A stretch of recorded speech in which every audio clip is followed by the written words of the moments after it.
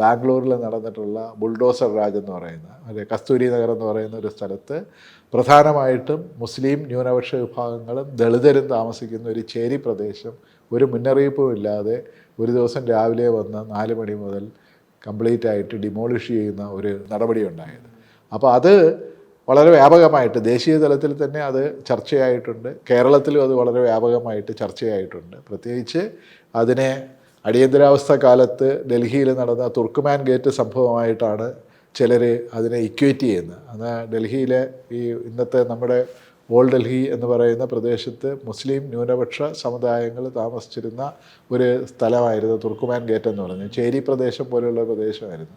ഇവിടെയുള്ള അന്തേവാസികളെ മുഴുവൻ തന്നെ ഒരു മുന്നറിയിപ്പും ഇല്ലാതെ ഇതിനെ ഡിമോളിഷ് ചെയ്യായിരുന്നു ചെയ്തത്. സഞ്ജയ് ഗാന്ധിയുടെ നേതൃത്വത്തിലുള്ള, അതായത് ഡൽഹിയെ ബ്യൂട്ടിഫൈ ചെയ്യുക, ഡൽഹിയെ സുന്ദരമാക്കുക, മനോഹരമാക്കുക എന്ന് പറയുന്ന ഒരു മുദ്രാവാക്യവുമായിട്ടായിരുന്നു ഈ തുർക്കുമാൻ ഗേറ്റ് സംഭവം നടന്നത്. അടിയന്തരാവസ്ഥ കഴിഞ്ഞ ഉടനെ തന്നെ അടിയന്തരാവസ്ഥയിലുണ്ടായിട്ടുള്ള തിന്മകളിൽ ഒരു പ്രധാനമായിട്ട് വന്ന ഒരു വാക്കായിരുന്നു തുർക്കുമാൻ ഗേറ്റ് സംഭവം.